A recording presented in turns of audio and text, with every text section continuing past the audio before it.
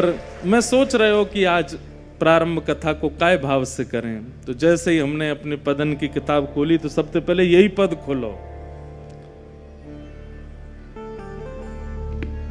ठाणे हैं पिय प्यारी कदम्ब तर, ठाणे हैं पिय प्यारी कदम्ब तर, मोहन के सिर मुकुट विराज, मोहन के सब लोग गाओ।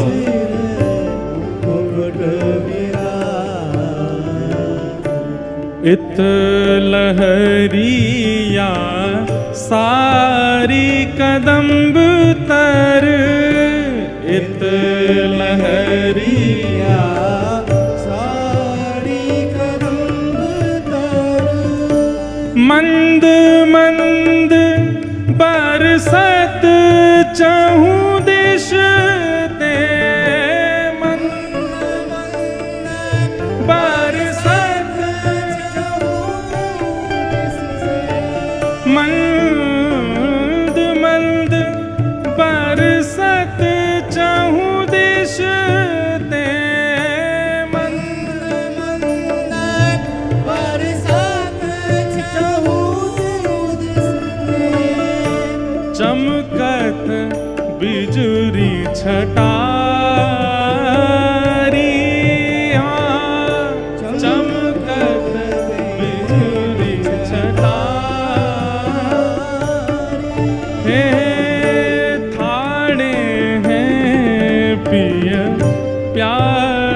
कदम्ब तर,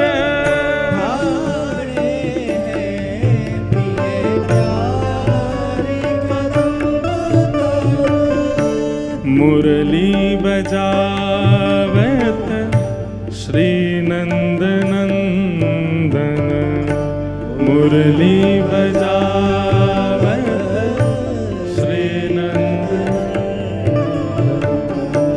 मुरली बजावत श्री नंद नंदन, मुरली गाइए।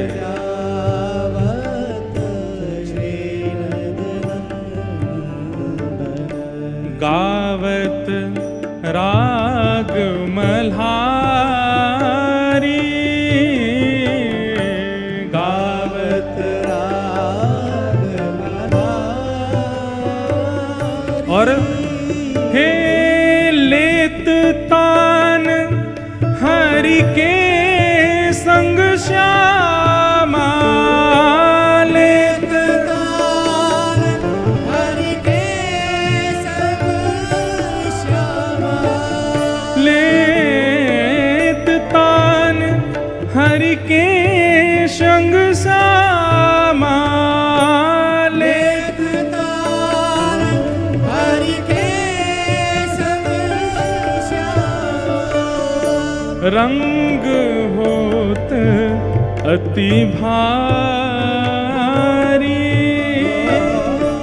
रंग होत अति भारी,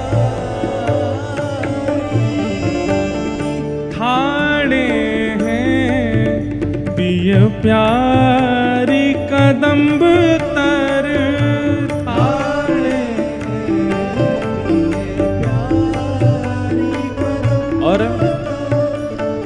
श्री विठ्ठल गिरिधर को रिझावत, श्री विठ्ठल गिरिधर को रिझावत, श्री विठ्ठल गिरिधर को रिझावत, श्री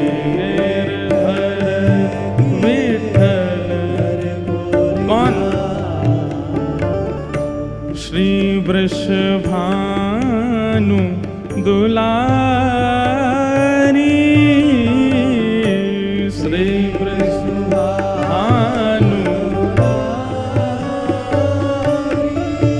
हे श्री विठ्ठल गिरधर को रिझा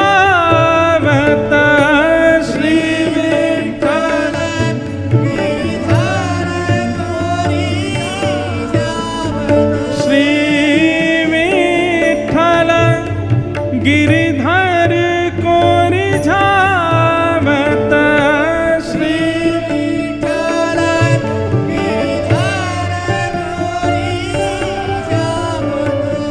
श्री वृषभानु दुलारी श्री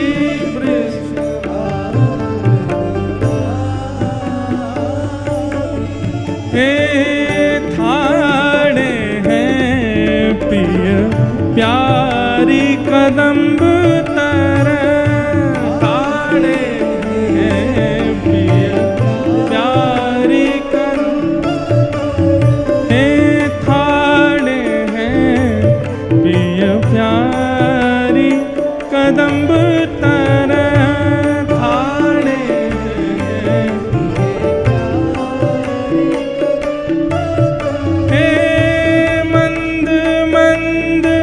बरसत चाहूं दिश ते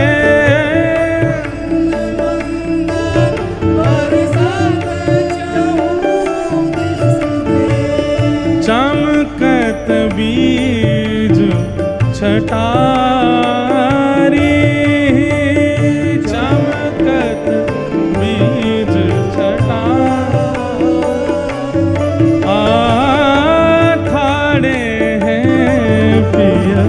प्यारी कदम्ब तर थाड़े हैं पिय प्यारी कदम्ब तर थाड़े हैं पिय प्यारी कदम्ब तर थाड़े हैं पिय थाड़े हैं पिय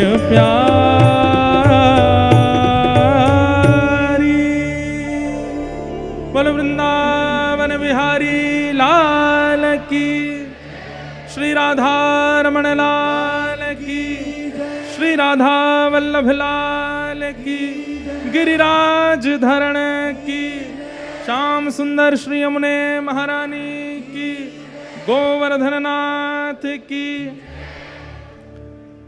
आज के आनंद की सब संतन की सब रसिकन की सब भक्तन की समस्त ब्रजवासिन की लाला के बाबा की बाबा के लाला की लाला बाबा दोनों की जय जय श्री राम जय जय श्री राम जय जय श्री राम कुंज बिहारी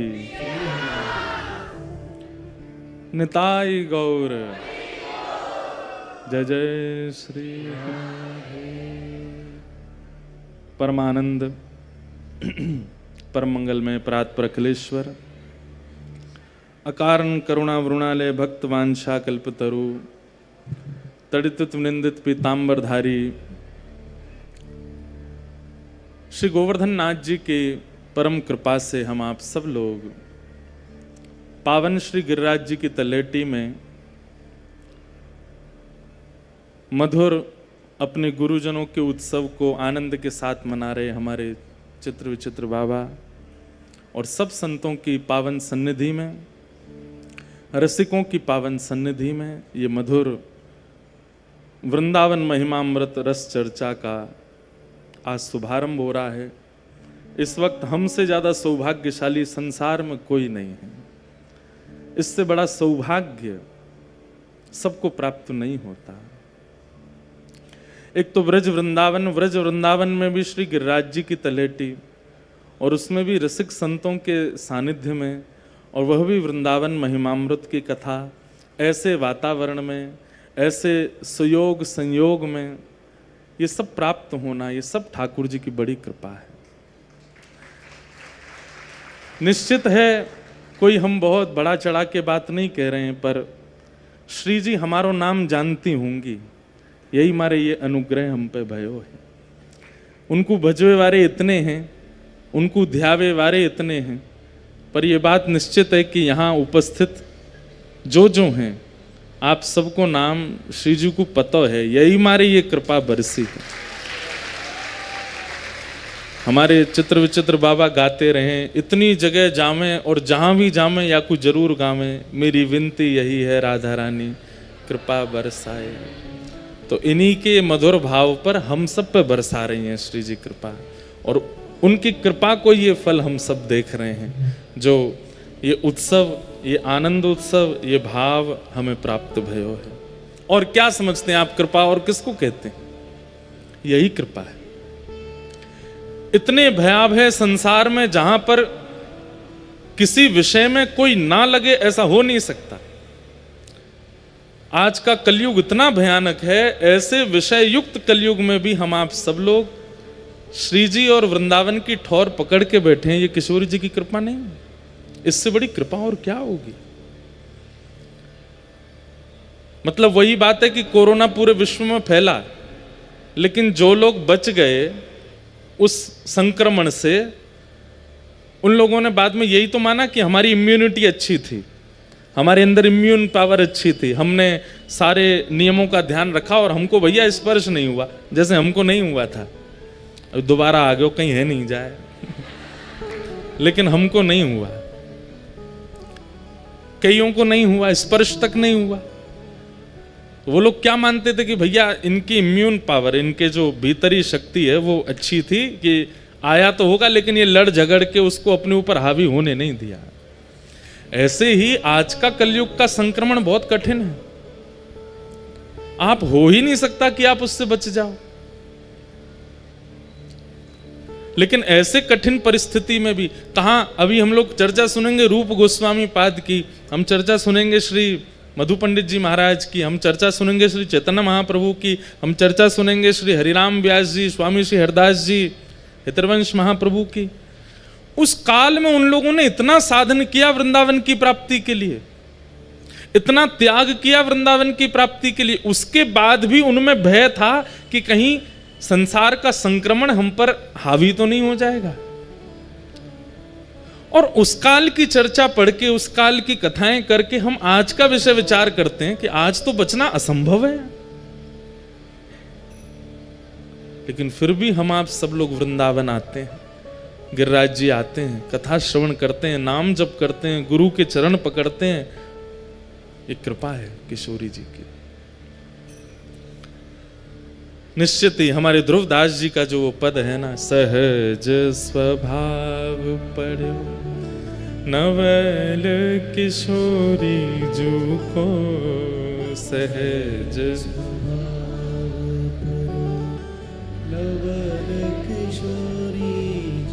महाराज जी देखो, आज से कितने साल पहले ध्रुवदास जी पंक्ति लिख के गए, सबको याद है, सब गा रहे हैं। और क्या चाहते हो आप, और क्या कृपा होती है श्री जी की? ये कृपा नहीं, देखो मुंह पे तो बौछारा वो गिर रही है, मानो श्री जी कह रही हम भैया सही कह रहे हो छोरा, बिल्कुल ठीक कह रहे हो। अभी जब पद गा रहे थे तो उसमें आता था कि ठाकुर जी को मुकुट विराज और इत लहरिया साड़ी, तो देखो पूरा पंडाली लहरिया, मानो जैसे श्री जी की साड़ी ही है, उन्हीं की छत्र में ही बैठे हैं, हर क्षण कर रहे हैं ठाकुर जी अपनी उपस्थिति आपको हमेशा बता रहे हैं, मैं यहाँ हूँ, मैं यहाँ हूँ, मैं यहाँ हूँ। पर ये गुरुजनों की कृपा होती है, ये आचार्यों की कृपा होती है, ये महापुरुषों की कृपा होती है कि आपको उस संकेत में, मीराबाई कहती हैं जित देखूं उत श्याम सखीरी, ऐसे कैसे हो सकता है? वो संकेतों को ही देखती हैं। किसी वृक्ष की आकृति हमको तो लगी कि टेढ़ी मेढ़ी है, लेकिन मीराबाई ने जब गौर से देखा, अरे ये देखो ये मुकुट है, अरे ये देखो ये मकराकृत कुंडल है, अरे देखो ये नीचे वैजंती माला, अरे ये देखो यहां से इनकी कमर टेढ़ी है, ये देखो ये नैन दिख रहे हैं। अब मीराबाई को वृक्ष में ठाकुर जी दिख जाते हैं। मीराबाई किसी सांवले व्यक्ति को देखती हैं तो उसमें ठाकुर जी का अनुभव हो जाता है। किसी के नेत्र थोड़े से छोटे और कटाक्ष हों तो मीराबाई उसके पीछे चल देती हैं, कहा भयो, बोले तुम्हारे नेत्र बिल्कुल श्याम सुंदर जैसे हैं। तो संकेत तो हर क्षण होता है, पर ये गुरु कृपा होती है, ये आचार्यों की कृपा होती है, ये हमारे सदगुरु की कृपा होती है कि हमें वह संकेत दिख जाए, हमें वह संकेत अनुभव हो जाए। तो लहरिया सारी, पंडाल की आकृति ऐसी है, ठाकुर जी के मुकुट को ऊपर को भाग ऐसा ही है, मुकुट की आकृति, ये लहरिया सारी, मानो दोनों युगल सरकार की छत्र छाया में हम आप सब लोग इस रस प्रवाह में बैठे। तो कैसी है हमारी श्री जी? सहज स्वभाव पर नवल किशोरी जू को, सहज स्वभाव नवल किशोरी जू को, मृदुता दयालुता कृपालुता की राशि है, मृदुता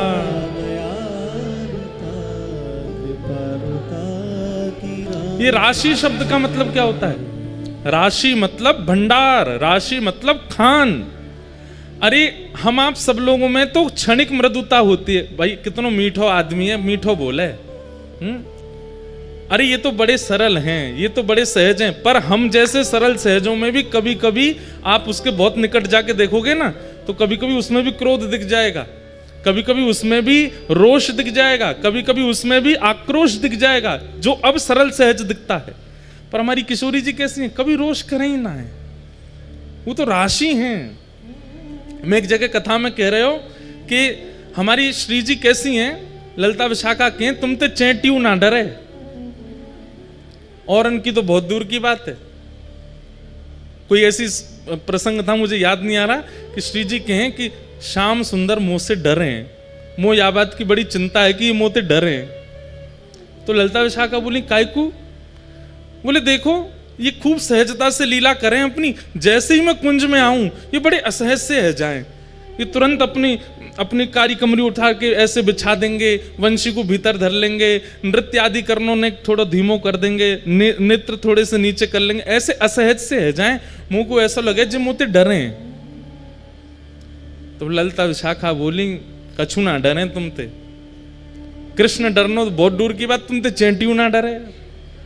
हे श्यामाजू, जब आप चले ना, तो जब कोई व्यक्ति चले तो चेंटी भागे इधर उधर कि भाई हम पे पाम नहीं धर दे, पर जब हमारी किशोरी जी चले ना, चेंटियों स्थिर है जा, बोले धर दे, क्योंकि पता है ऐसे कोमल चरण है कि श्री जी चरण धर के भी चली जाए, चेंटी मरे ना है, वाकू आनंद आ जा, आहा ऐसे कोमल चरण मुझको प्राप्त है। ऐसी हमारी मधुर श्री किशोरी जी। तो राशि, श्री ध्रुवदास जी कहते हैं कि किशोरी जी कैसी हैं? बोले राशि हैं, भंडार हैं, मृदुता की कृपालुता की राशि है। और न कहूं न रिस कहूं, भूले हूं न होत सखी, न कहूं न रिस कहूं, भूले हूं न होत सखी। रिस मतलब गुस्सा, भूल से भी गुस्सा नहीं आता कभी श्री जी को। न कहूं न रिस कहूं, भूले हूं न होत सखी, रहत प्रसन्न सदा, ही मुख हासे हैं, रहत प्रसन्न सदा। और ऐसी सुकुमारी प्यारी, प्यारे जू की प्राण प्यारी, ऐसी सुकुमारी प्यारी, प्यारे जू की प्राण प्यारी, ऐसी सुकुमारी प्यारी, लाल जू की प्राण प्यारी, ऐसी सुकुमारी प्यारी, लाल जू की प्राण प्यारी। हे धन्य धन्य धन्य ते जिनके उपासे हैं, धन्य धन्य धन्य ते जिनके उपासे हैं। हित ध्रुव और सुख जहाँ लखी देखियत, हित ध्रुव और सुख जहाँ लखी देखियत, सुनियत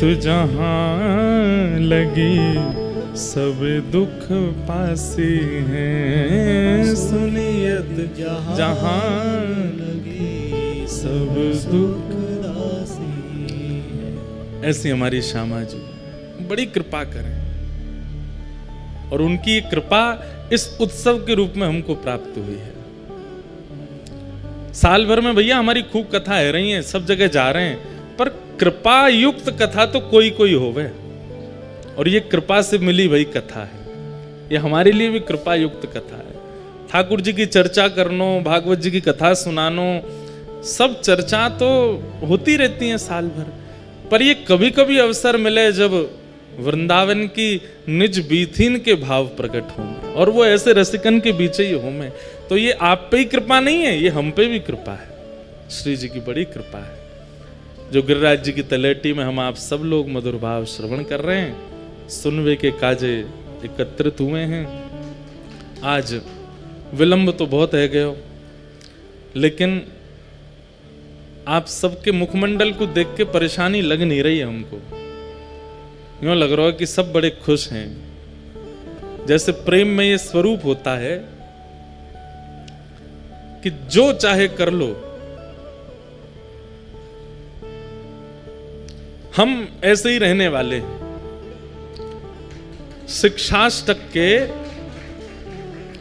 शिक्षाष्टक का जब पाठ करते हैं हमारे श्री चैतन्य महाप्रभु, उसके अंतिम पंक्ति में यही बात कहते हैं महाप्रभु जी, हे श्याम सुंदर, आप चाहो तो अपने चरणों से हमको रौंद दो, आप चाहो तो हमारी ओर दृष्टि भर के भी मत देखो, आप चाहो तो आदि आदि भाव कहते हैं, लेकिन हम सदा रहेंगे आपके, हम आपका त्याग नहीं कर सकते। हमारे परम पूजनीय श्री किशोरी जी की अति प्रिय श्री पूनम दीदी जी के गुरु जी, वे भी कृपा करके यहाँ विराज रहे हैं। आप सब रसिकन की ओर से महाराज जी को बारंबार प्रणाम है, बारंबार वंदन है।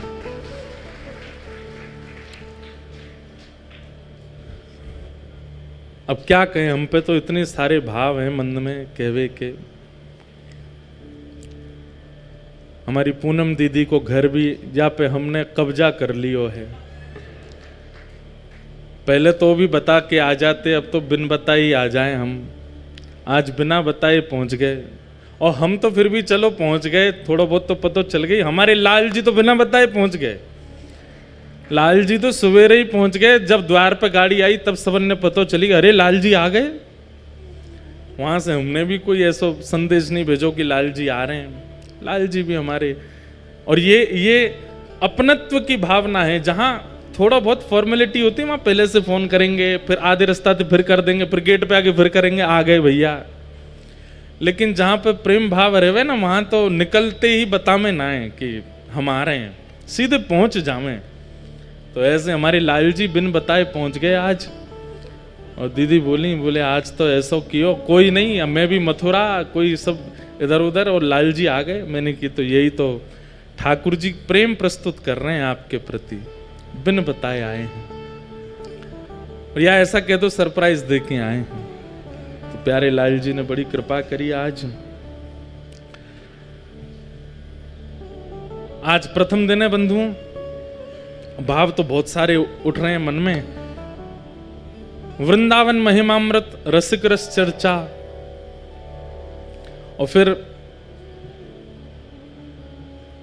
अभी थोड़ी देर पहले मुझसे फिर कही कि रसिक त्रयी, हमारे वृंदावन की रसिक त्रयी यानी कि स्वामी श्री हरदास जी महाराज, श्री हितरवंश महाप्रभु और श्री हरिराम व्यास, इन तीनन पे प्रकाश डालते हुए भाव रखने कथा के। अब जो भाव मन में आवेंगे वो हम सब कहने को प्रयास करेंगे। इन तीन रसिकों पे भी चर्चा करेंगे। वैसे तो कई बार अभी जयपुर में भक्तमाल कथा पिछले साल हुई, तब से रसिक त्रयी पर बहुत चर्चाएं हुई हैं, पर फिर भी यहाँ और करेंगे।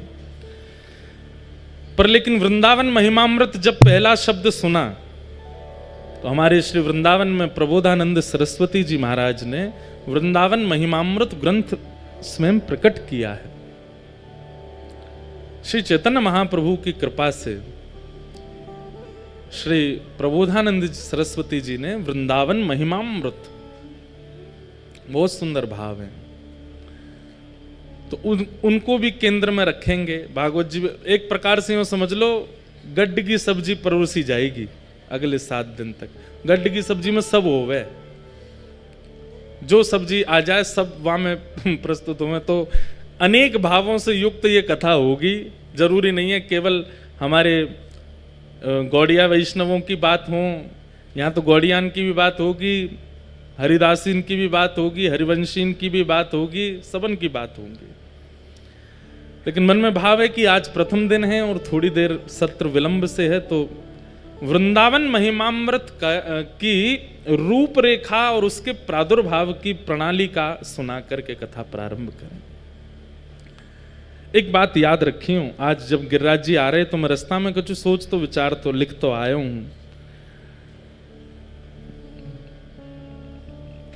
तो मन में एक बात आई कि हमारे शास्त्रन में अनेक तीर्थों की महिमा बताई गई। कहीं पर रहने की महिमा है कि वहां निवास करो, कहीं पर जन्म की महिमा है, कहीं पर प्राण त्यागने की महिमा है, कहीं पे पूजा करने की महिमा है, कहीं पे पिंडदान करने की महिमा, कहीं भोजन कराने की महिमा, कहीं स्नान की महिमा है। एकमात्र पूरे विश्व में हमारा वृंदावन ऐसा है जहां सबकी महिमा है। यहाँ रहवे की भी महिमा है, यहाँ खावे की भी महिमा है, यहाँ सोवे की भी महिमा है, यहाँ हंसवे की भी महिमा है, यहाँ रोवे की भी महिमा है। वृंदावन में तो रोवे की भी महिमा है। अरे कहां तक कहें, वृंदावन महिमामृत में तो सांस लेवे की भी महिमा है। वृंदावन में आप वृंदावन में प्रवेश करने के बाद जब श्वास लेते हैं तो उसकी भी एक महिमा है। वृंदावन में सबकी महिमा है। चलना फिरना, उठना बैठना, खाना पीना, हंसना रोना गाना, सबकी महिमा है वृंदावन में। ऐसा महिमामृत युक्त है। श्री प्रबोधानंद जी महाराज कहते हैं मैं महिमा किसकी लिखूं? अगर सोवे की महिमा बताऊं तो एक ग्रंथ केवल वृंदावन में सोवे की महिमा का है, वही पर ही आ जाएगा। हमारी आपकी जो सुसुप्ति है, हमारी आपकी जो निद्रा है, वो स्वामी श्री हरिदास जी के पास जब पहुंचती है तो वो मानसी बन जाती है। हम निद्रा में स्वप्न देखते हैं, हम निद्रा में लेट जाते हैं, पर स्वामी श्री हरिदास जी आसन लगा करके यमुना तट पर बैठ जाते हैं, वहां पर भी स्वप्न दिखता है, पर वो स्वप्न उनकी मानसी का होता है। और निद्रा की महिमा, वह मानसी में ही लीला प्रकट हो रही है।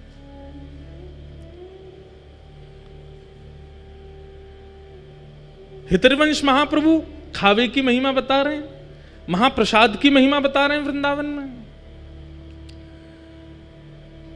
चैतन्य महाप्रभु विरह की महिमा बता रहे हैं। बोले वृंदावन जाओ तो विरह में रहो, वृंदावन जाओ तो नेत्रों से अश्रुपात नहीं हुए। राधा रमण जी का दर्शन करके, राधा वल्लभ जी का, अरे भैया सूखे नेत्रन से यदि दर्शन कर रहे हो तो समझो अभी भक्ति प्रस्फुटित नहीं हुई है चित्त में।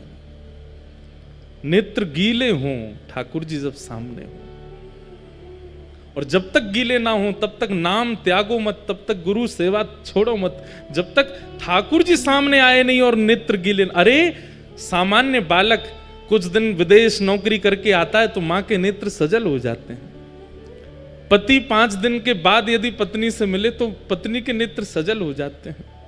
हमारा मित्र 2-2.5 महीना बाद हमको मिले तो हमारे नेत्र प्रेम से सजल हो जाते हैं। लेकिन कभी वृंदावन आकर के और श्री वृंदावन में प्रवेश करना तो बहुत दूर की बात है। राधा रमण जी के सामने जाके नेत्र सजल नहीं हुए। राधा वल्लभ जी को सूखे नेत्रों से देखे आए हम। इसका मतलब क्या है? अभी भक्ति प्रस्फुटित नहीं हुई है, अब केवल आडंबर कर रहे हैं हम बाहर का। वृंदावन में विरह की महिमा है, महाप्रभु जी कहते हैं। तो वृंदावन कैसा है? बोले यहां सबकी महिमा है, और उन सब महिमाओं का वर्णन करते हैं हमारे श्री प्रबोधानंद जी। इसलिए बहुत ध्यान से सुनिएगा कथा।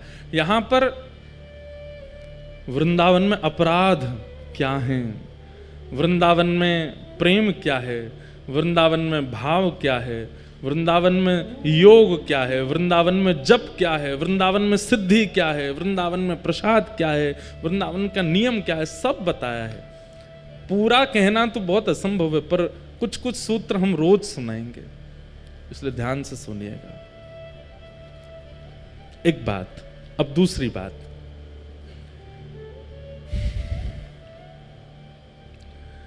वृंदावन की प्राप्ति श्री जी की कृपा से होती है, सब जानते हैं। श्री जी अनुग्रह करती हैं तब वृंदावन प्राप्त। वृंदावन कह दूं तो यमुना जी से लेकर के और 84 कोस के अंतिम छोर तक संपूर्ण वृंदावन है। एकमात्र केवल छठीकरा से आगे वृंदावन नहीं है। आप अभी भी वृंदावन में बैठे हो, ये गिरिराज जी को वृंदावन है, वो बरसाने को वृंदावन है, वो नंदगाम को वृंदावन है, सब वृंदावन है। ये 84 कोस संपूर्ण वृंदावन ही है, संपूर्ण है। जैसे किसी का बहुत बड़ा घर है, वहां लॉन है, उधर स्विमिंग पूल है, इधर डाइनिंग एरिया है, आदि आदि, पर कक्ष ऊपर वाले फ्लोर पे वो हमारा निजी कक्ष है। ऐसे ही ये पूरा वृंदावन है निजी कक्ष। रमन रीति वृंदावन परिक्रमा के बाद जो परकोटा है वो निज कक्ष है ठाकुर जी का, वो वृंदावन निज कक्ष। बाकी है ये संपूर्ण वृंदावन है। तो वृंदावन की प्राप्ति श्री जी की कृपा से, वृंदावन में वास सखियों की कृपा से। बहुत ध्यान से सुनिएगा, वृंदावन की प्राप्ति श्री जी की कृपा और वृंदावन में वास सखियों की कृपा। मालिक घर में तो बुला लेगा, लेकिन घर में नौकरी जो पहले से वहां सेवक है ना, उनसे कहेगा इसको देखो ये हमारे यहां रखने लायक है कि नहीं।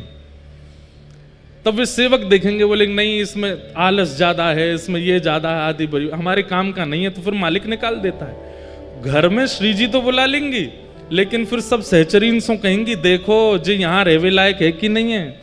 फिर सहचरियां विचार करती हैं, या को नाम जप कैसो है, या की सेवा में निष्ठा कैसी है, या की बुद्धिमती कैसी है, या के भाव कैसे हैं, या की विचार कैसे हैं, या की क्रिया कैसी है, और उन सब पे विचार करके फिर वृंदावन का वास सहचरी देती हैं। लेकिन तीसरी बात सबसे बड़ी है, वास श्री जी दे देंगी, वृंदावन प्रवेश श्री जी दे देंगी, वास सहचरियां दे देंगी, लेकिन वृंदावन समझ में आचार्यों की कृपा से आएगा, रसिकों की कृपा से आएगा। वास बहुत लोग कर रहे हैं, वृंदावन में भीड़ हो गई है। अब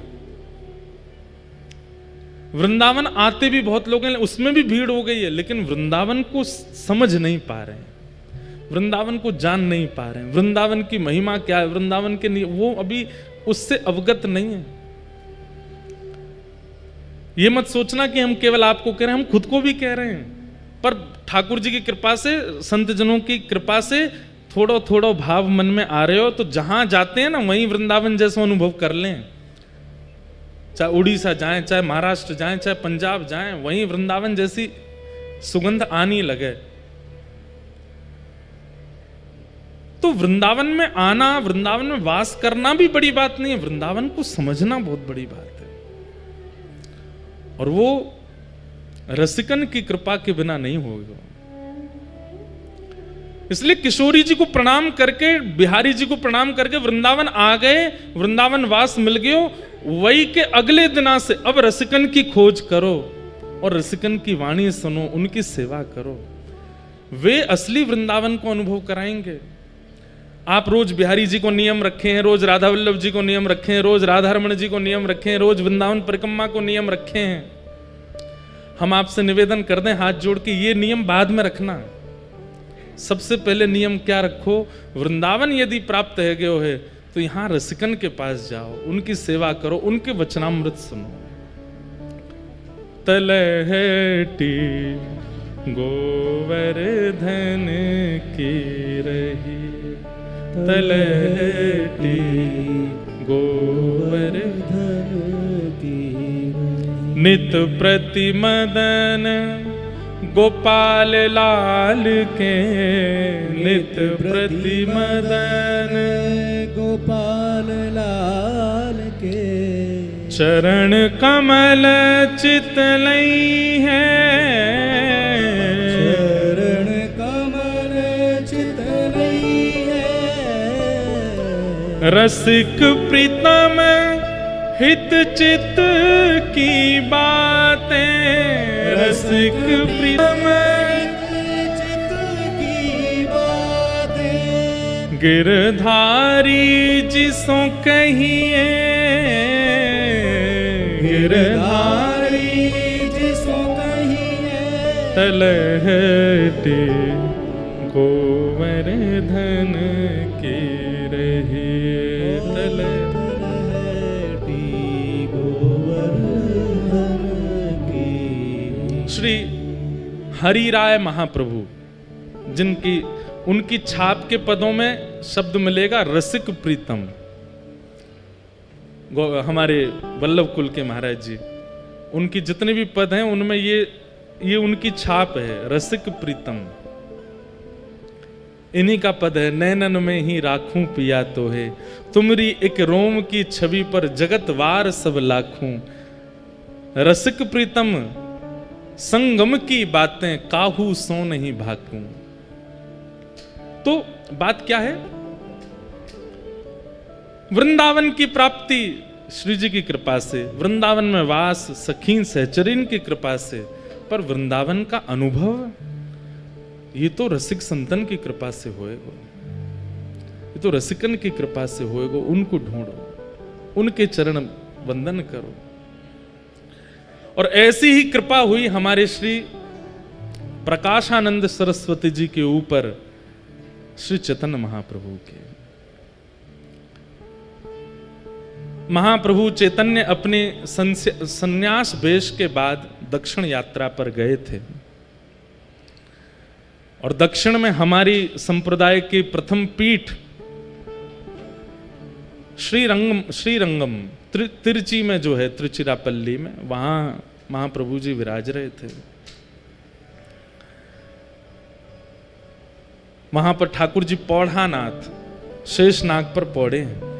कभी कभी हम प्राचीन संतों की बातें सुनते हैं तो मन में एक भाव आता है, कितनी संप्रदायों में समरसता है। और आजकल देखो महाराज जी, आजकल लोग हमको ही डांटते हैं, आप श्री वैष्णव हो, आप हरिदासियों की बात क्यों करते हो मंच से, आप हरिवंशियों की बात क्यों करते हो, आप गौड़ियाओं की बात क्यों करते हो। क्यों ये सब भाव आते हैं? प्राचीन काल के आचार्यों के भाव सुनो, कहीं भी उनमें ऐसा मतभेद नहीं है कि ये हैं इनसे हमने सब एक दूसरे के संग। अब हरिराम व्यास जी, वो तो स्वामी श्री हरदास जी के पास इतने विराजमान रहते, जबकि स्वयं हितरवंश महाप्रभु के अनुयायी। अपने पुत्र को तो दीक्षा ही उन्होंने स्वामी जी से दिलवाई। एक प्रसंग आता है कि स्वामी जी, हितरवंश महाप्रभु, रूप सनातन गोस्वामी आदि आदि ये सब लोग गिरिराज जी आए, यहाँ पर 56 भोग हुए थे। तो श्री गोसाई विठलनाथ जी ने 56 भोग में सबको आमंत्रित किया, सारे रसिक जन यहाँ पर आए। अभी हम प्रसंग सुन रहे हैं कि श्री चैतन्य महाप्रभु रामानु संप्रदाय के हमारे श्री वैष्णव मंदिर में दर्शन करने के लिए गए। तो पहले इतनी समरसता थी संप्रदायों में, आचार्यों में, अब पता नहीं क्यों मतभेद होता जा रहा है, और ये अच्छा नहीं है। देखिए, आपको अगर भगवत प्राप्ति आपका उद्देश्य है तो फिर ये इस प्रकार के पक्ष विपक्ष में मत रहिएगा। हम श्रेष्ठ हैं, वो अश्रेष्ठ हैं, हमारे यहाँ ऐसा, उनके यहाँ ऐसा, वो नहीं करना चाहिए, ये नहीं सुनना चाहिए, ऐसा नहीं। सबके भाव रखो। चैतन्य महाप्रभु दक्षिण गए। श्रीरंगम श्री रंगनाथ भगवान पौढ़ानाथ उनके आंगन में खड़े हैं महाप्रभु चैतन्य। और जैसे ही कपाट खुले, महाप्रभु जी की स्थिति ऐसी थी, अभी हम जगन्नाथपुरी के पास राउल केला से कथा करके आए हैं, तो महाप्रभु जी के भाव अभी तक चित्त में हैं। महाप्रभु जी की स्थिति ऐसी थी कि कोई कृष्ण कह भर दे, नेत्रों से अश्रु नहीं प्रकट होते थे। कहते हैं अश्रुओं की पिचकारी निकलती थी नेत्रों से, और वो जिस पे पड़ जाती थी उसके चित्त में भी कृष्ण प्रेम प्रकट हो जाता था। ऐसे महाप्रभु, सोचो उनकी दशा, जब वो मंदिर में जाते होंगे, ठाकुर जी को देखते होंगे, तो उनकी स्थिति क्या होती होगी। जैसे ही कपाट खुले श्री रंगनाथ भगवान के, चैतन्य महाप्रभु ने जैसे ही मुखमंडल का दर्शन किया, उत्ताल नृत्य करने लगे, भुजाएं उठा करके नृत्य कर रहे हैं, नाच रहे हैं, गा रहे हैं, आनंद उत्सव मना रहे हैं, नेत्रों से अश्रुपात। ये दो भावों का एक जगह दर्शन होता था। मुखमंडल पर तो विरह दिख रहा है और शरीर की स्थिति परम आनंद की होती थी। यह है भक्ति का स्वरूप। कभी कभी मन में आता है कि जब ज्ञान आता है ना तो बाहर दिखने लगता है कि ये ज्ञानी व्यक्ति है। अहंकार आता है तो अहंकार दिखने लग जाता है, अहंकारी व्यक्ति है। कामी व्यक्ति का काम दिखने लग जाता है। भक्त की भक्ति क्यों नहीं निकल के आती है? उस भक्त की भक्ति उसके रोम रोम में प्रकट क्यों नहीं होती है, जैसे महाप्रभु जी की होती थी?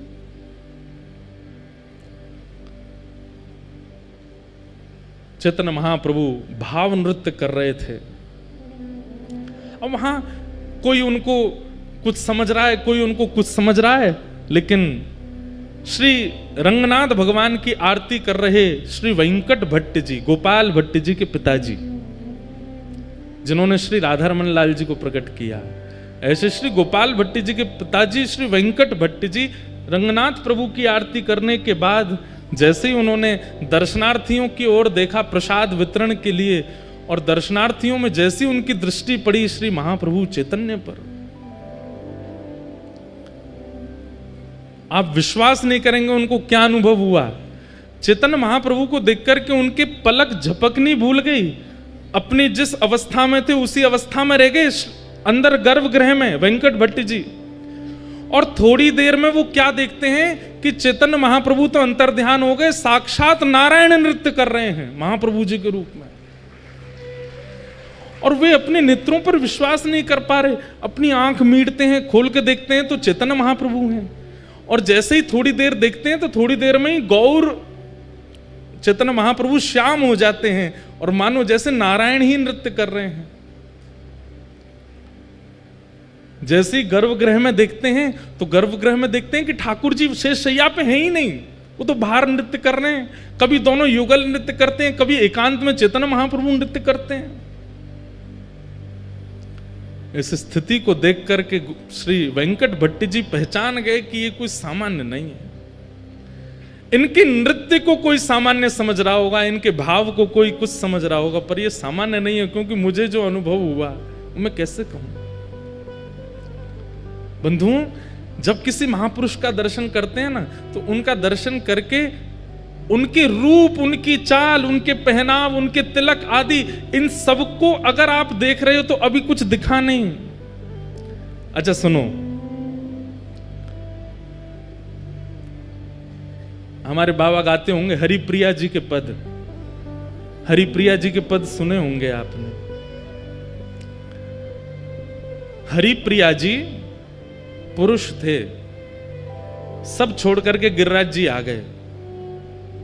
राधा कुंड में उनके गुरुदेव विराजमान रहते थे,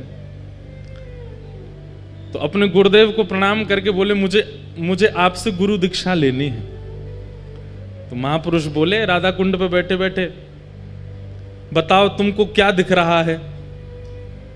तो हरिप्रिया जी, पहले उनका पूर्व नाम कुछ और था, बोले माथे पर सुंदर उर्दपुंड है, गले में तुलसी की माला है, अद्भुत वस्त्र पहने हैं, आसन पर गुरुदेव विराज रहे हैं, करुआ पास में रखा है, ठाकुर जी की सेवा पीछे हो रही है। गुरुदेव बोले दीक्षा नहीं देनी, जाओ। और सुनो, दीक्षा की इतनी तुमको भूख है, जाओ गिरिराज जी की परिक्रमा लगा के आओ। लेकिन उनको इतनी इच्छा थी दीक्षा की, चले गए गिरिराज जी की परिक्रमा लगाई। परिक्रमा लगा करके 5-6 घंटे में लौट करके राधा कुंड जैसे ही पहुंचे, चरणों में प्रणाम किया, बोले गुरुदेव परिक्रमा हो गई, अब दीक्षा दे दो। उन्होंने फिर वही प्रश्न किया, क्या दिख रहा है तुम्हें? कुछ दिख ही नहीं रहा था।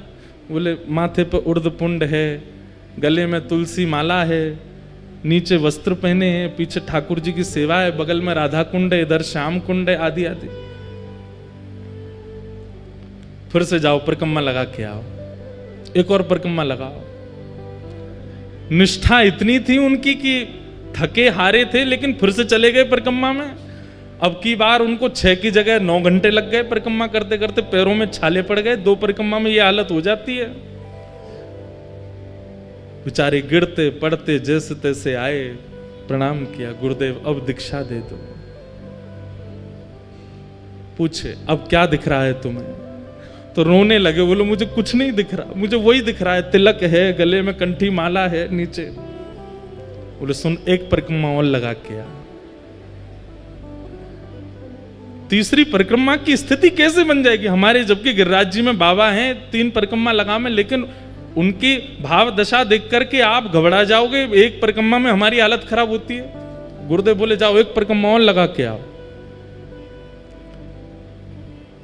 गुरु आज्ञा मान करके चले तो गए, लेकिन गुरु की आज्ञा पर संशय नहीं किया, गुरु की आज्ञा पर बिल्कुल विचार नहीं किया, अपने पैरों के फोड़ों पर, पैरों में छालों पर चिंता नहीं की। गुरु आज्ञा कर रहे हैं, कुछ तो होगा, निकल गए। तीसरी बार जैसे वो जाने लगे तो उनके गुरुदेव पीछे बैठे बैठे देख रहे थे, उनके चरण की ओर देखा, छाले पड़े हैं, स्थिति चलने की नहीं है, और मैंने परिक्रमा की आज्ञा दी है 22 किलोमीटर लगा के आनी है, तब दीक्षा मिलेगी, और ये चल दिया। तुरंत मन में आ गया भाव, श्री जी यहाँ पे कृपा करो।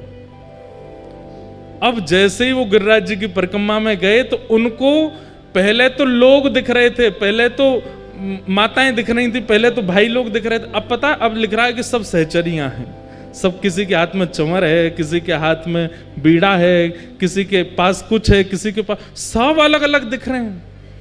साक्षात गिरिराज जी ऐसे लग रहे हैं मानो कोई निकुंज भवन है, या कि कोई अटारी पर कभी श्री जी आ रही हैं, कोई अटारी पर श्याम सुंदर आ रहे हैं, कभी कहीं से मोर बोल रहे हैं, कहीं कहीं वीणा बज रही है, कहीं पर बंशी बज रही है। अब पूरी दृष्टि ही बदल गई। 24 घंटे लगे उनको, और वृंदावन में संपूर्ण ब्रज का दर्शन कर लिया, संपूर्ण निकुंज लीला का दर्शन कर लिया। लौट करके जैसे ही अपने गुरुदेव के पास आए, प्रणाम किया, बोले लाला अब क्या दिख रहा है। तो अपने गुरुदेव को देख के कहते हैं, एक सखी विराज रही है, सुंदर नथनी पहनी है, कानन में कुंडल है, नेत्रन में काजल लगे हैं, सुंदर चुनरी ओढ़ी है, पीछे दर्पण है, बहुत सुंदर मणि मंडित नीचे सब फर्श है, यहां श्याम कुंड है, यहां राधा कुंड है, और मेरे गुरुदेव की गोद में प्रिया प्रियतम दोनों विराजमान है। जैसे ये दर्शन हुए तब उनको स्वीकार किया और उनका नाम रखा है श्री हरि प्रिया। उनके बड़े पद रसिक जन गाते हैं, एक आध दिन हम भी गाएंगे कथा में, श्री हरि प्रिया। मैं क्या बताना चाह रहा हूं आपको कि ब्रज में रहने वाले रसिक महापुरुष अगर इनके मन में आ गई कि याकू ब्रज को अनुभव होना चाहिए तो हो जाएगा। आपके अनेक प्रयासों से नहीं होगा, आपके अथक प्रयासों से नहीं होगा, किसी रसिक के मन में आ गई कि इसको ब्रज प्राप्त हो तो हो जाएगा।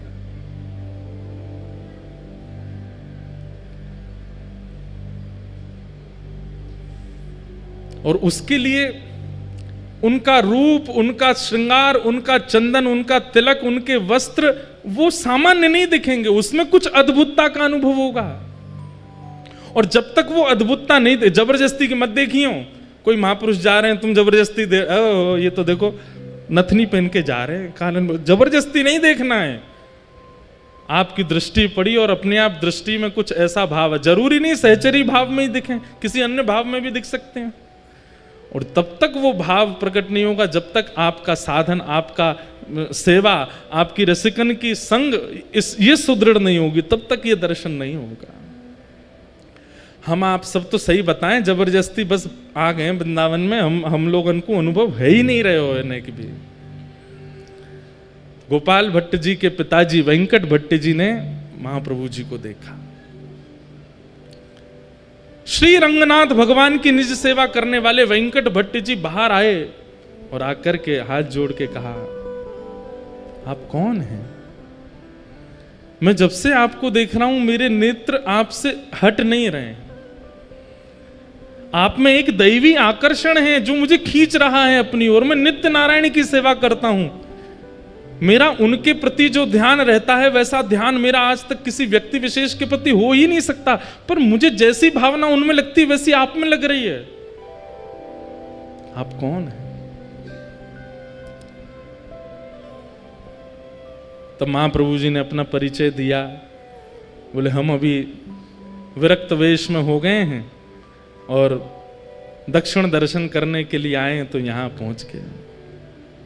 वेंकट भट्ट जी ने निवेदन किया, बोले कि आप बस एक कृपा कर दीजिए, क्या कहाँ रहेंगे यहाँ पर?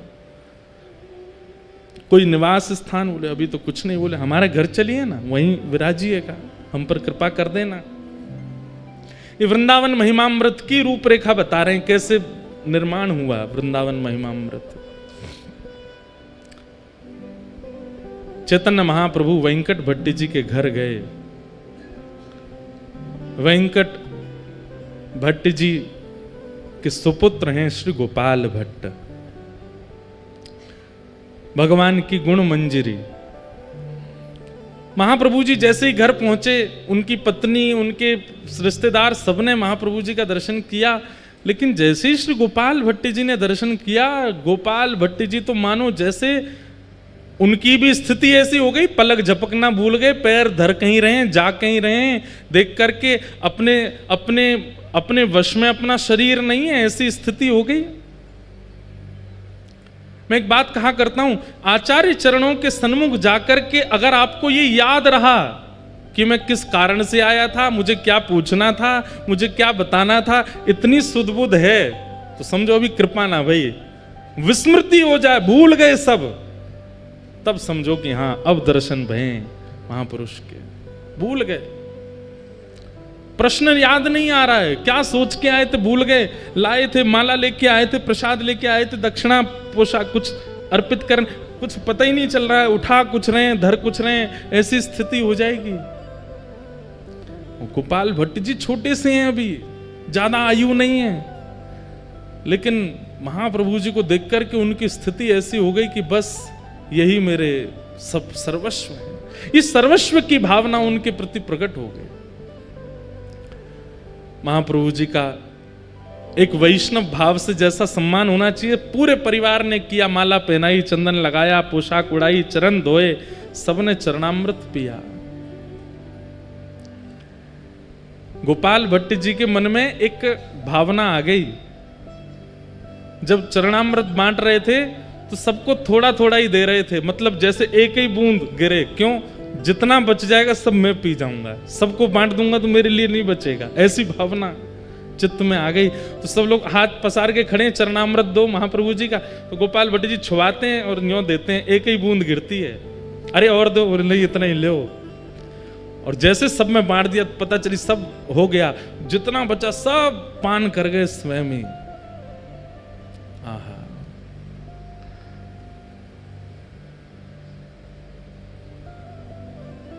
गोपाल भट्ट गोस्वामी पर कृपा हुई, खूब सत्संग हुआ, आनंद हुआ। अगले दिन श्री चैतन्य महाप्रभु प्रस्थान करने के लिए तैयार हुए। वेंकट भट्ट जी ने निवेदन किया, बोले कि महाप्रभु जी आप कहाँ जा रहे हैं? बोले अब यात्रा हो गई हमारी, अब आगे चलेंगे। बोले आज आषाढ़ शुक्ल एकादशी है, आज से चातुर्मास प्रारंभ हो रहा है, आपका प्रथम विरक्त वेश है, अब आप नहीं जा सकते यहां से, 4 महीना तो हिल नहीं सकते। और पूरा घर नृत्य करने लगा। चैतन्य महाप्रभु चिंता में बैठे, बोले कि ये क्या हुआ, आज से चातुर्मास प्रारंभ हो गया, मुझे तो याद ही नहीं था। और सबसे प्रसन्न होकर के झूम रहे हैं श्री गोपाल भट्ट गोस्वामी, छोटे से। बोले तो हम पर कृपा करने के लिए ऐसा योग बना है कि आप भूल गए और वो दिन आ गया कि अब आपको यहीं रहना पड़ेगा। महाप्रभु जी बोले कैसे बताऊं कि गोपाल भट्ट तुम गुणमंजरी हो, तुम ही वृंदावन में श्री राधा रमण जी को प्रकट करोगे। और राधा रमण प्रकट करता पर 1 आध 2 दिन 4 दिन की कृपा नहीं, यहां तो 4 महीना एक रसिक, एक महापुरुष की कृपा होगी, दृष्टि होगी, आस्वादन होगा, संग मिलेगा, तभी तो श्री गोपाल भट्ट जी प्रकट करेंगे। श्री गोपाल भट्ट की हृदय वेदना प्रगट्यो शाले ग्राम, रूप सुधा को खान हमारो श्री राधा रमण जी। इतनो प्यारो ठाकुर मिलो है, क्योंकि महाप्रभु जी की। और देखिए कृपा भी कहां, दक्षिण में जाकर के श्री वेंकट भट्ट जी के यहां रंगनाथ मंदिर के पुजारी के घर के बालक के ऊपर। वृंदावन स्वयं चुनता है, आप वृंदावन को नहीं चुनते। वृंदावन को अगर आपको चुनना होगा तो आपको रसातल से ले आया जाएगा, क्योंकि आओ भाई वृंदावन में रहो, तुम वृंदावन के हो। महाप्रभु जी 4 महीने वहां विराजे। वेंकट भट्ट जी के छोटे भाई थे, उनका नाम था प्रबुद्ध भट्ट। वे बहुत पहले ही घर परिवार छोड़ के संन्यास आश्रम उन्होंने ग्रहण कर लिया था। परम विद्वान, परम ज्ञानी और काशी में विराजमान थे।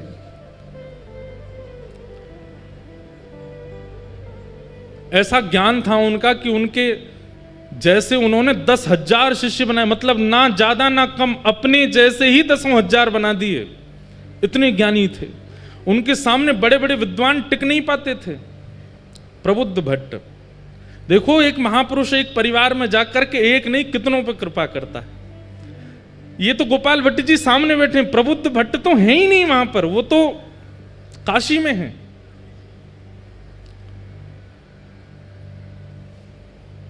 कभी कभी अपने घर की पूछते थे क्या चल रहा है घर पर, तो उन्होंने पूछताछ करी, भैया हमारे दक्षिण में, हमारे परिवार में सब आनंद मंगल है। कोई गया था दक्षिण से, उसने जाकर के बताया, बोले महाराज आनंद मंगल, आपके यहाँ तो वेद पाठ आदि सब बंद हो गए, आपके यहाँ पे नित्य पूजा आदि यज्ञ हवन होम होते थे, सब बंद हो गया, अब तो एक ही चीज होती है। बोले क्या? भुजा उठा के हरि हरि बोलो, हरि हरि बोलो, सब प्रेम से बोलो, हरि बोलो, ये सब होता है। प्रबुद्ध भट्ट जी बोले ये कौन कर गया, ये क्या बोल रहे हो, ऐसा हो ही नहीं सकता। हमारे दोनों बड़े भैया बड़े वैदिक हैं और बड़े कर्मनिष्ठ हैं, कर्मकांड तो हमारे यहाँ रोज हवन होता है, रोज यज्ञ होता है, नियम से वेंकट रंगनाथ भगवान की सेवा अर्चना कैंकर्य होता है, ये क्या बोल रहे हो? बोले अरे महाराज आपको नहीं पता, आपके यहाँ की स्थिति सब बिगड़ गई है। कारण? बोले कारण कोई कृष्ण चैतन्य महाप्रभु हैं, वो पहुंच गए। कहते हैं उनको देखते ही प्रेम प्रकट हो जाता है चित्त में, उनको देखते ही भाव प्रकट हो जाता है। उन्होंने जाकर के आपके परिवार के ऊपर ऐसा टोना किया है, सब एक तरफ धर के केवल और केवल हरिनाम संकीर्तन करते हैं। ये सुनकर के प्रबुद्ध भट्ट जी को बड़ा क्रोध आया। बोले इसकी जानकारी बताओ तो मुझे, कौन है चैतन्य कृष्ण? उनके बारे में सब बताया। बोले कि अभी जगन्नाथपुरी में विराज रहे हैं और महाराज इनके ऊपर ऐसी शक्ति है, ऐसा टोन। अब ये तो देखो आज भी होता है, ये आज भी होता है। हमारे चित्र विचित्र बाबा गाते हैं, लोग बाग झूमते हैं, आनंद करते हैं, तो 4 लोग बैठ के यूं भी कहते होंगे ये कुछ पी के आते हैं जो इनकी आवाज ऐसी आ जाती है, ये कुछ खा के आते होंगे ऐसा जो इनके स्वर ऐसे हो जाते हैं। हमारी पूनम दीदी जब गाती हैं तो भाव में नेत्रों से आंसू गिरने लगते हैं, उसमें भी लोग बाग बोले जबरदस्ती रोती हैं, इनके भाव नहीं आ रहे हैं, जबरदस्ती। लोग बाग बोलते हैं, लोग बोलना बंद नहीं करेंगे। आप भाव से राधा रमन जी के मंदिर में जाके नृत्य करने लग जाओ, उधर नचकैया खड़ो है, नाच रहो है, ठाकुर जी के आगे भी मान नहीं रहे हो, यहीं पे नाच रहो है। आजकल हमारे लिए भी बन नहीं है बातें, तो क्या ये तो जब महाप्रभु जी को नहीं छोड़ा, जब मीराबाई को नहीं छोड़ा लोगों ने, तो फिर ये हम तो कहाँ नेक से बालक हैं, हमको कैसे छोड़ दें? और ये भी कृपा है आपके लिए। 4 लोग यूं कहें पाखंड है तब समझो कि हाँ बढ़िया है, ये भक्ति के आसपास सिक्योरिटी गार्ड तो भी आ गए। हमारे प्रेमानंद जी महाराज बेचारे कैसा राधा नाम प्रचार कर रहे हैं, उनके पीछे भी लोग पड़े रहते हैं, कुछ ना कुछ बोलते रहते हैं, कहते रहते हैं, करते रहते हैं। परंतु ये बात मान लीजिएगा, ये आपकी भक्ति की सिक्योरिटी हो रही है, अच्छा है। भ्रात श्री प्रबोधानंद जी कहते हैं, भ्रातः तिष्ठ टले टले विटपिनाम ग्रामेषु भिक्षाम अटः। नहीं, श्री रूप गोस्वामी कहते हैं, स्वच्छंदम पिबयामुनम जलमलम चीराणि कंथाम कुरु सम्मानम कलयाति घोर गरलम नीचपुमानम शुद्धा। वृंदावन में तो आपकी निंदा होने लग जाए तो समझो अब भक्ति सुरक्षित है, अब भक्ति बढ़िया हमारी, अब यहाँ पे कोई की आंच नहीं आवेगी, बढ़िया है। बाहर खड़े हैं 4 पहरेदार, और बहुत सम्मान होने लग जाए तो घबरा जाना कि कहीं हमारा नाम ना छूट जाए। तो प्रबुद्धानंद जी ने जैसे ही सुना, अच्छा प्रकाशानंद नाम हो गया था उनका, प्रकाशानंद जी ने जैसे सुना, अच्छा इसने मेरे घर जाकर के सबको, बोले हमारा वो गोपाल भट्ट, उसकी क्या स्थिति है, वो तो बालक है, वो तो ठीक है, उसको बुला दो। बोले उसकी तो पूछो ही मत, वो तो दिन रात रोते रहते हैं। बोले दिन रात, बोले ठाकुर जी को नहीं, चैतन्य महाप्रभु को याद करके रोते हैं। प्रकाशानंद जी बोले ढूंढो इसको, कहां है। बोले ये तो अभी वहां हैं जगन्नाथपुरी में, इनको पत्र लिखो। पत्र लिख करके चैतन्य महाप्रभु को भेजा। और क्या लिखते हैं पत्र में? अरे चैतन्य, ना कोई नाम, ना कोई सम्मान, ना कोई उपाधि, चैतन्य।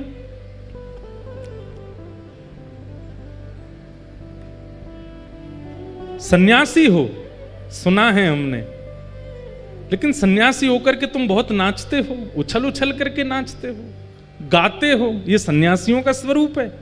अरे सन्यासी हो तो सन्यासियों की तरह रहा करो। ये किस प्रकार का रूप प्रकट कर रहे हो? सन्यासियों को तो बहुत भाव से रहना चाहिए। और सन्यासियों का निवास स्थान जगन्नाथपुरी नहीं होता, सन्यासियों का निवास स्थान वृंदावन नहीं होता। सन्यासी ऐसे घूमते डोलते नहीं रहते हैं। सन्यासी तो गंगा ज्ञान के तट पर काशी में विराजते हैं, वेदों पर मनन करते हैं, शास्त्रों पर चिंतन करते हैं, लोगों को वेद शास्त्र पढ़ाते हैं। ये सन्यासियों का। और तुम क्या कर रहे हो? ये नाच नाच करके और दुनिया में कृष्ण नाम की, ये सन्यासी का स्वरूप नहीं होता। चैतन्य महाप्रभु गंभीरा में विराजमान थे, जगन्नाथपुरी में भावावेश में रहते थे। प्रकाशानंद जी का पहुंचा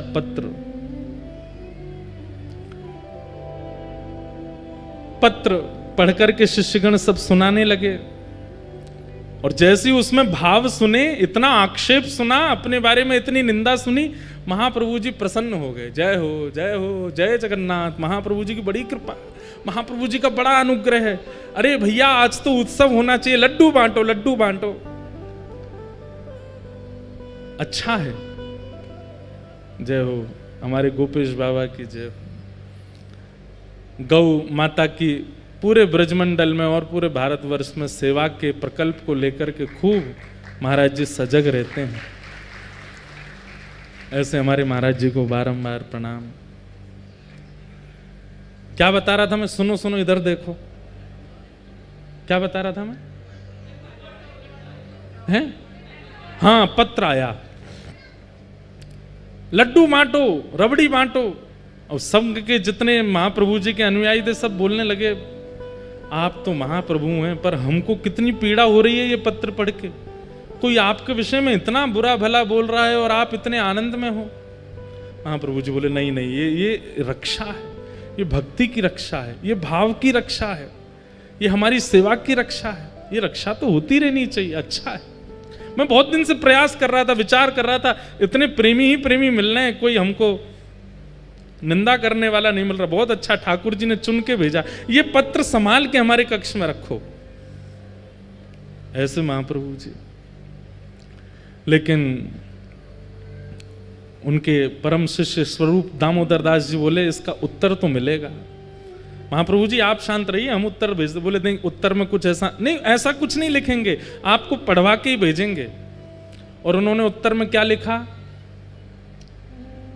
हे प्यारे सखा, आपने जो बात कही कि सन्यासी को काशी में रहना चाहिए, गंगा के तट पर रहना चाहिए, शिव की आराधना करनी चाहिए, वेद वेदांतों का नियम पाठ करना चाहिए, आदि आदि।